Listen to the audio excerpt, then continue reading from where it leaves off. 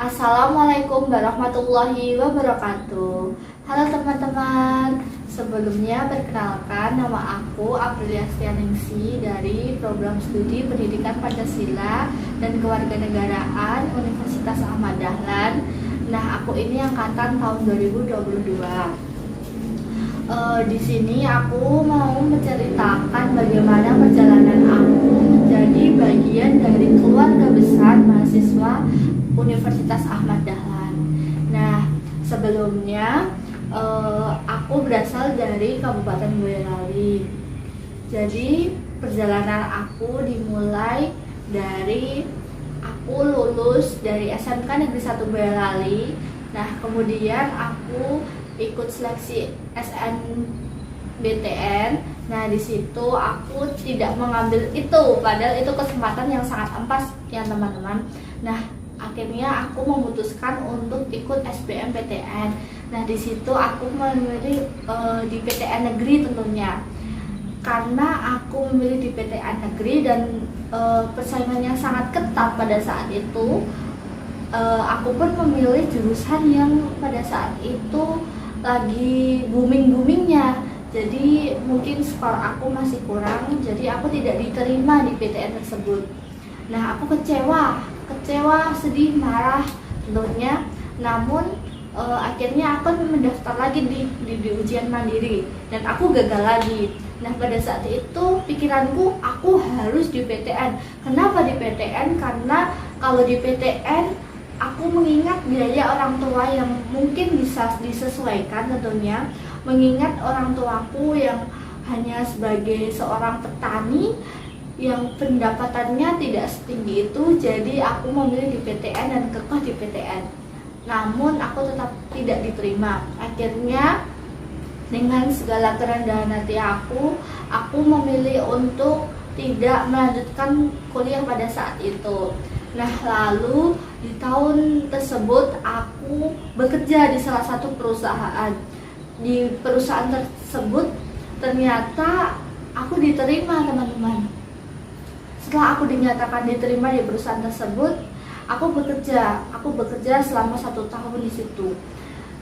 Ternyata dunia pekerjaan di perusahaan itu sangat-sangat bisa dikatakan adalah orang-orang yang kuat hatinya. Kenapa aku bilang kuat hatinya? Karena pertama di situ dikejar target. Kalau tidak target, kita akan lembur terus. Itu akan menguras energi kita. Kemudian setelah itu, selain target, jika kita banyak harus direvisi, pekerjaan yang harus direvisi, nah di situ kita akan mendapat tekanan dari atasan kita. Mendapat tekanan itu pun kita dimaki-maki, digeprek mejanya, sampai mungkin orang yang tidak kuat bisa menangis. Saya juga pernah menangis di perusahaan tersebut karena tidak target. Terus setelah itu saya merasa pendidikan sangat-sangatlah penting bagi diri saya, bagi perempuan-perempuan, dan bagi saya dengan berpendidikan bisa mengangkat derajat kedua orang tua saya yang lebih tinggi, karena saya sangat mengidamkan menjadi sarjana dan orang tua saya dipanggil maju ke depan bersama saya. Setelah itu, setelah 1 tahun, akhirnya saya sudah cukup uang untuk mendaftar di universitas, dan kemudian sedikit tabungan saya dan kompensasi yang diberikan perusahaan kepada saya gunakan untuk mendaftar di Universitas PTN.